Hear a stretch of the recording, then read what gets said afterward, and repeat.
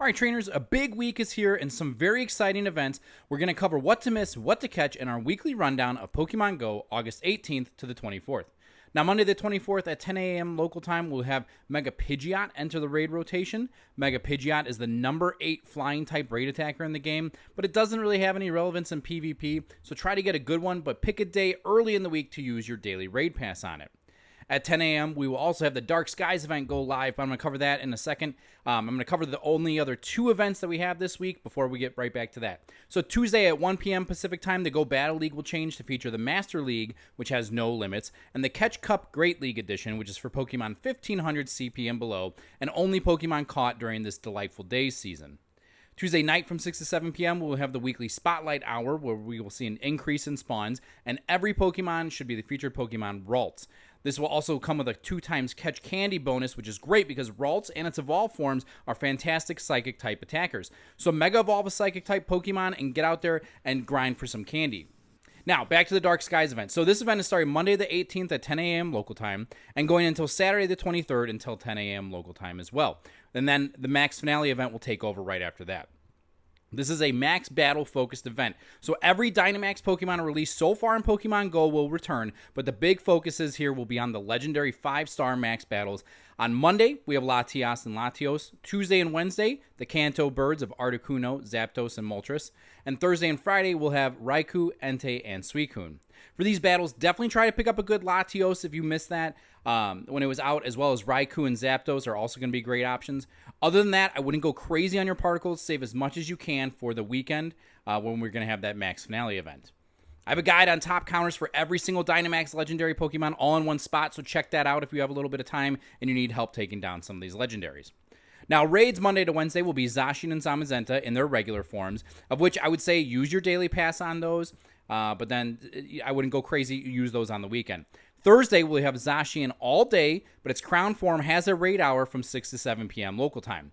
The same is for Zamazenta on Friday as well. I would say use as many passes as you would like during these raid hours because you also get that crowned energy in addition to catching the Pokemon. So those are the days you want to focus on using your passes.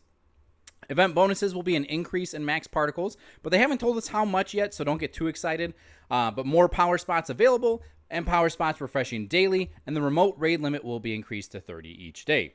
The other main feature of this to focus on is the Go Pass and the Go Pass Deluxe, which will feature your encounter with Eternatus in his base form, where you can catch him. I'm not a big money spender on this game, and we don't have all the details on the Go Pass Deluxe yet, but I would say if it falls under $10, it's probably going to be worth it just for the extra candy from the Eternamax Eternatus battles alone. Because Saturday and Sunday, we're going to have a Go Fest Max Finale event running from 10 a.m. to 6 p.m. both days.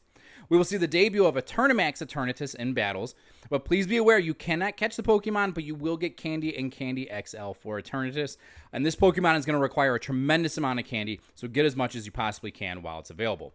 I'll have a separate video on how best to take him down, so check that out once I get that posted too. But now, Crown Zacian and Zamazenta will also be back in raids throughout the day, both days on the weekend.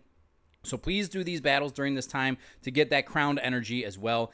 These are going to be great counters for Eternamax, Eternatus, and they're just great all-around max Pokemon, PvP Pokemon, all that good stuff.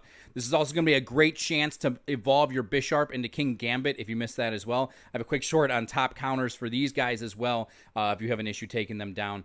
And a quick tip on King Gambit since I forgot, but my wife remembered since she's much smarter than me. So 3-star raids, we will see the return of the best costume Pokemon ever, which is Phalanx in training. So if you missed that, you get another chance here. But now let's talk about Gigantamax. Every single Gigantamax Pokemon currently in the game will be back this weekend, and we are much better equipped now than we were before. I have a short video going over the top counters for every single Gigantamax Pokemon in one spot, so check that out if you need some help. But of these Pokemon coming back, please note that they will change rotation every hour, and honestly, I would just say to go after your favorite or any that you missed. But if you already have a few of each, then I would say focus your particles on Eternatus more than any of these. And I say that because they are a lot more likely to come back than Eternatus will be. So, I mean, heck, we've already had the Kanto starters twice, along with Lapras. Gengar is most likely going to be featured around Halloween most years. So, definitely I would prioritize your particles towards Eternatus, especially if you don't plan on spending a lot of money on this event.